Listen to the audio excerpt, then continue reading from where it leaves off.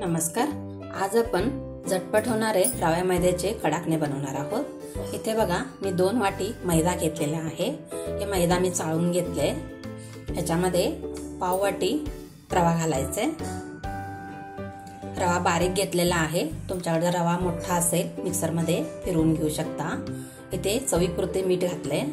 वेलची पूड पाव चमचा। ह्याला आता मिक्स करून घ्यायचं आहे। इथे बघा मी 4 चमचे तेल घेतलेला आहे।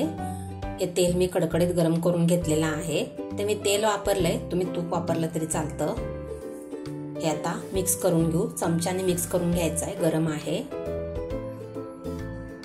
आता हे चमच्याने सगळं मिक्स करून घेतलेलं आहे। त्याला आता हाताने मिक्स करून घेऊ। हाताने सगळे पिठा रव्याला चोळून घ्यायचं आहे तेल।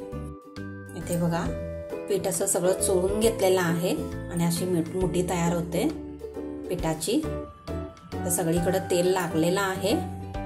तर हे बाजूला ठेवू आणि इथे मी अर्धी वाटी दूध घेतलेला आहे। इथे बघा ह्या वाटीने 2 वाटी मैदा घेतलाय, पाव वाटी रवा घेतलेला आहे आणि अर्धी वाटी दूध घेतलंय, पाऊण वाटी साखर घेतलंय। तर हे साखर मी बारीक करून घेतलेला आहे मिक्सर मध्ये। या दुधात घालू। दूध कोमट आहे आणि ह्याला आता विरघळून घ्यायचं आहे। हे पटकन विरघळते पिठी साखर असल्यामुळे। हे सगळं विरघळलेलं आहे। इथे मी दूध वापरलेलं आहे, तुम्ही पाणी वापरलं तरी चालतं। इथे बघा पूर्ण साखर विरघळली आहे।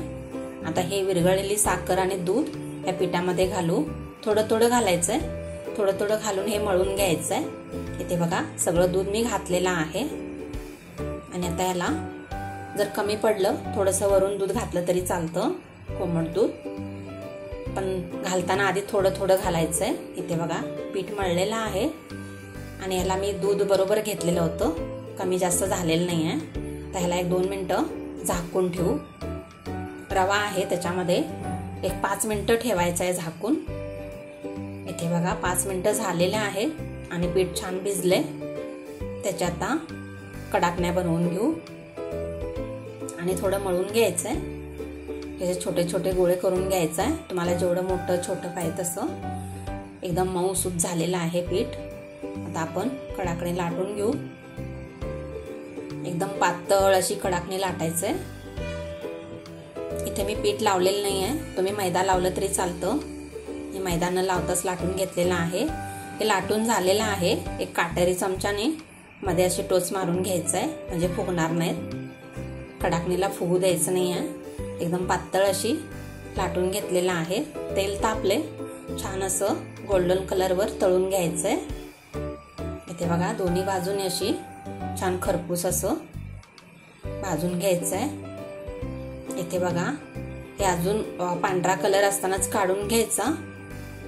हे तेलातनं बाहेर काढल्यानंतर सुद्धा तळत अशी भाजतात, कलर बदलतात नंतर। हे मी अशी गोल्डन कलर मध्ये काढलेला आहे। काढल्यानंतर सुद्धा 1-2 मिनिटं अशी आत भाजत असतात ते। काढून घेऊ। इथे बघा सगळे कडाकण्या तळून घेतलेल्या आहेत। तुम्ही पण करून बघा। जर माझी व्हिडिओ आवडली तर लाईक, शेअर, सबस्क्राईब करायला विसरू नका।